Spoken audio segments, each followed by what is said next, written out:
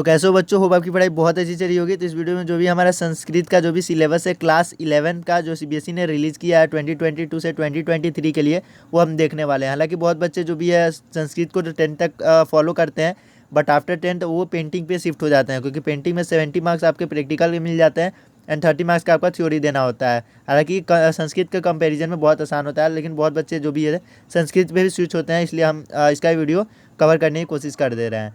तो जो भी हमारा संस्कृत में है वो 80 मार्क्स का आपका जो भी थ्योरी होता है एंड 20 मार्क्स आपके जो भी इंटरनल स्कूल से मिलते हैं, आपके स्कूल के बेसिस पे वो आपको मिलेंगे। तो जो भी आपका संस्कृत का जो भी क्वेश्चन पेपर होता है वो आपके 4 पार्ट में डिवाइडेड होता है।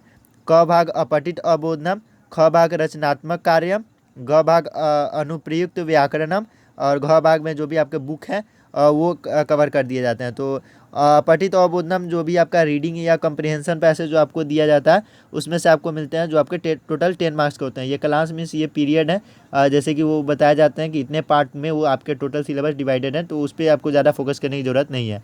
तो रचनात्मक कार्य में जिसमें आता है आपका वो लेटर राइटिंग या जो भी फॉर्मल इनफॉर्मल जो भी आती है चीज़ें, वो आपके 15 मार्क्स को हो जाएंगे। जो आपके चित्र वर्णन भी आते हैं क्लास 10 तक, बट इसमें हम आगे देखेंगे क्या क्या चीज़ें हैं। एंड व्याकरणम जो आपको व्याकरण होता है उसको 20 मार्क्स का दिया जाता है। एंड जो भी घ भाग आपका होता है पठित अवबोधनम, मतलब आपके जो भी बुक के सिलेबस से होंगे वो 35 मार्क्स के होंगे यहाँ पे। तो नेक्स्ट हम देखते हैं आपका जो आपका मार्क्स डिस्ट्रीब्यूशन किया गया है वो आपको बता दिया गया यहाँ पे। क भाग में जो भी अपठित अवबोधनम होगा उसमें अति लघुरात्मक आपका जो होगा जो भी शॉर्ट आंसर टाइप क्वेश्चन होता है या वन वर्ड भी आप बोल सकते हैं, ये आपका 2 मार्क्स का होगा।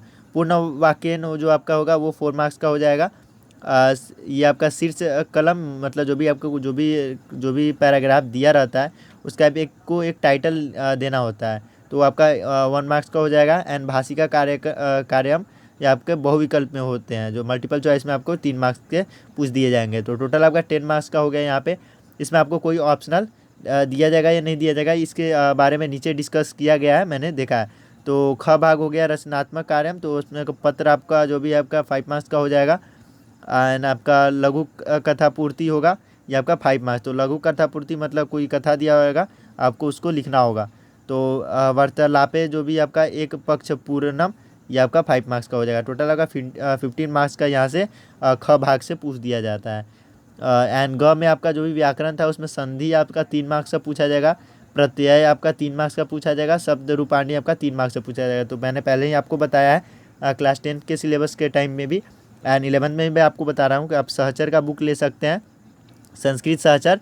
ये आपको जो भी आपके 9 से लेकर 12 तक आपको जो भी संस्कृत की जो भी चीज़ें होती है उसमें दी हुई रहती है। हालांकि अगर आपको सिलेबस के मुताबिक पढ़ना है तो सिलेबस में से आप जैसे संधि हो गया, तो संधि के बहुत सारे प्रकार होते हैं, लेकिन आपको सिलेबस में बता दिया गया है कि कौन कौन से टाइप पढ़ने हैं, वो नीचे हम देख लेंगे।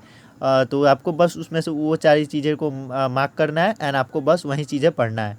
तो ये आपका धातु रूपाणी आपका 3 मार्क्स का हो जाएगा, कारक आपका 3 मार्क्स का हो जाएगा, वाच्य परिवर्तन आपका 2 मार्क्स का हो जाएगा एंड अशुद्धि संशोधनम आपका 3 मार्क्स का हो जाएगा। एंड वो पूछा कैसे जाएंगे बहुविकल्प में, मतलब एमसीक्यू, ये आपको देख लेंगे। कारक आपको लघु उत्तरात्मक में आपको पूछे जाएंगे। तो मतलब शॉर्ट आंसर में आपको कैसे प्रिपेयर करना है उसके लिए यहाँ पे बता दिया गया है। जो आपका घ भाग होगा उसमें गद्यांश जो आपका है, गद्यांश आपका अति उसमें से पूछा जाएगा, उसमें आपको 1 मार्क्स का, पूर्ण वाक्य आपका 2 मार्क्स का एंड भाषिका कार्यक्रम लघुरात्मक आपका जो भी पूछा जाएगा शॉर्ट आंसर आपका 2 मार्क्स का। तो अति जो हो गया वह वेरी शॉर्ट हो गया, आपको 1 वर्ड में पूछा जाएगा, ये आप 1 वर्ड या फिर जो भी आपके ज़रूरत के हिसाब से, क्वेश्चन की ज़रूरत के हिसाब से आप आंसर दे सकते हैं। पदांश भी आपका 5 मार्क्स का यहाँ पूछा जाएगा एंड उसमें सेम वही चीज़ें हैं जो पहले भी थी, जैसे वो गद्यांश में थी। एंड नाट्यांश में भी आपको सेम वही चीज़ें 5 मार्क्स का पूछा जाएगा।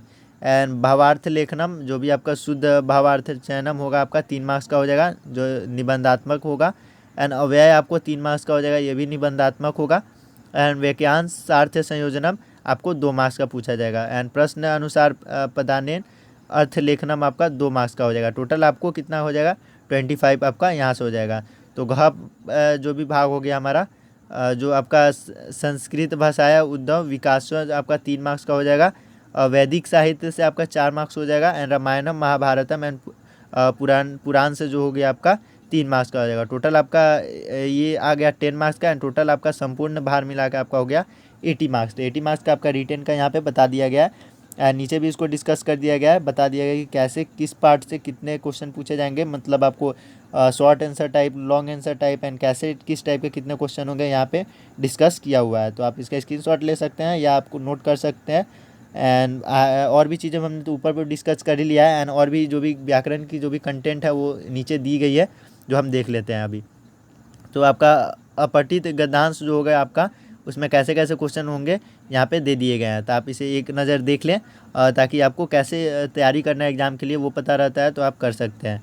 तो भाषिका कार्यक्रम में आपको क्या क्या पूछा जाएगा, क्रियापद चयनम, विशेष चयनम, पर्यायवाची विलोम चयनम एंड जो भी आपका सर्वनाम जो भी होगा उससे आपसे पूछ दिया जाएगा क्वेश्चन।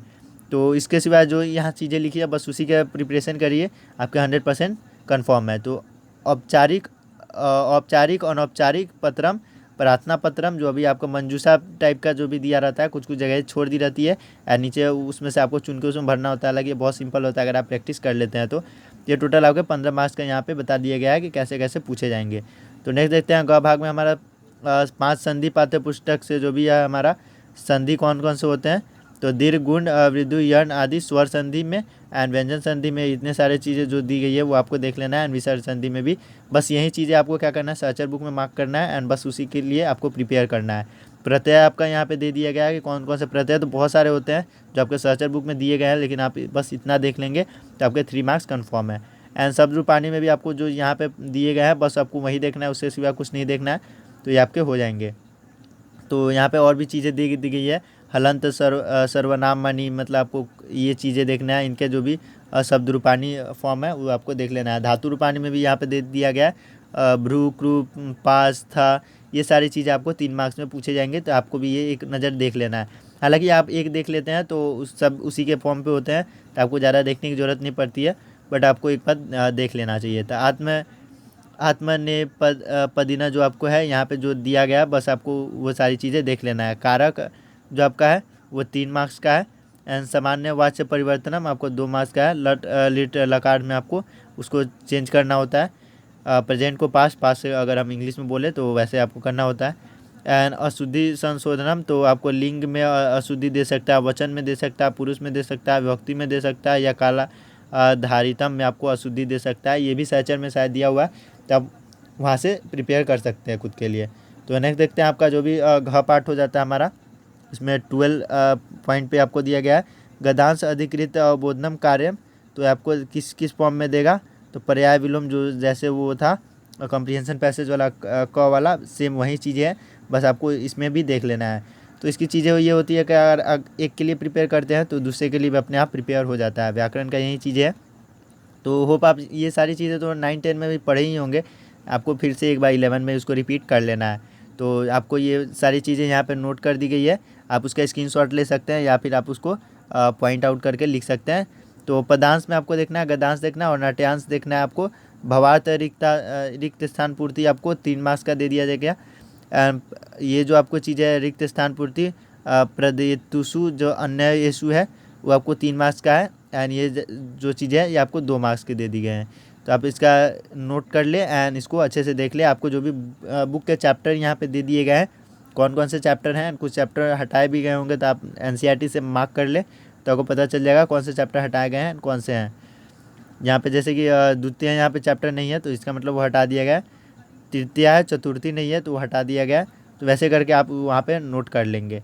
तो यहाँ पे आपको कौन कौन सी बुक की ज़रूरत है, तो सेम आपको यहाँ पे 5 बुक्स की है, लेकिन आप व्याकरण का जो बुक है वो आप छोड़ सकते हैं एंड सहचर ले सकते हैं। जैसे ये व्याकरण है, आप इसे छोड़ सकते हैं एंड बाकी जो बुकें हैं वो आप ले सकते हैं। तो होप आपको वीडियो अच्छा लगा होगा। एंड और भी सब्जेक्ट का जो भी वीडियो है मैंने डिस्क्रिप्शन में लिंक डाल दिया, वहाँ से देख लेंगे। एंड चैनल को सब्सक्राइब कर ले, क्योंकि सैम्पल पेपर के भी क्वेश्चन आएंगे, तो एक बार आप वहाँ से देख लेंगे तो बहुत सारी चीज़ें आपको वहाँ से भी पता लग जाएगी कि कैसे क्वेश्चन पेपर आते हैं।